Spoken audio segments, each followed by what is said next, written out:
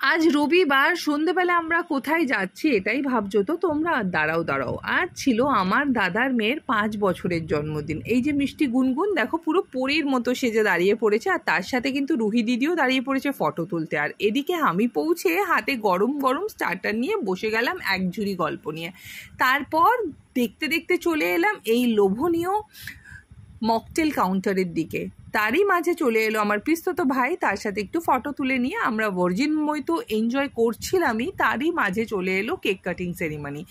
তো চলো আমরাও কেক কাটিংয়ে দাঁড়িয়ে পড়ি, বাচ্চাদের সাথে আবারও বাচ্চা হয়ে যায়। তো এখানে দেখতেই পাচ্ছ বাচ্চারা কেন বড়রাও সবাই এক্সাইটেড হয়ে কেক কাটিং চলছে। আর কেক কাটিংয়ের পরেই কিন্তু বাচ্চারা কাড়াকাড়ি শুরু করেছে কে কোন টপিংসটা নেবে। তো তারই মাঝে কেকটা কেটে আমাদের হাতে সার্ভ হয়ে গেছে। তো হাতে কেকটা নিয়ে খেতেই যাব, সেই মুহূর্তে চলে এলো আমার বর দিদি। তো ওখানে আমরা গল্প করছিলাম, আর এদিকে বাচ্চা পার্টি কিন্তু ভীমকে নিয়ে খুব ব্যস্ত ছিল, আর তারই মাঝখানে আমরাও সেলফি তুলছিলাম।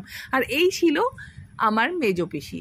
তারপর কিছুক্ষণ গল্প আড্ডা সেরে আমরা কিন্তু চলে এলাম ডিনারে। ডিনারটা ছিল কিন্তু লোভনীয় আর জমজমাট। তো চলো তাড়াতাড়ি করে ডিনারটা সেরে ফেলি, কারণ তাড়াতাড়ি বেরাতে হবে, কালকে রুহি স্কুল আছে। তো আমিও তাড়াতাড়ি করে খেয়ে আবারও একটু গল্প সেরে আমরা কিন্তু 3 জনে বেরিয়ে পড়লাম বাড়ির উদ্দেশ্যে। খুবই ছোট্ট একটা ব্লগ, জানিও তোমাদের কেমন লাগলো। এখনকার মতো টাটা।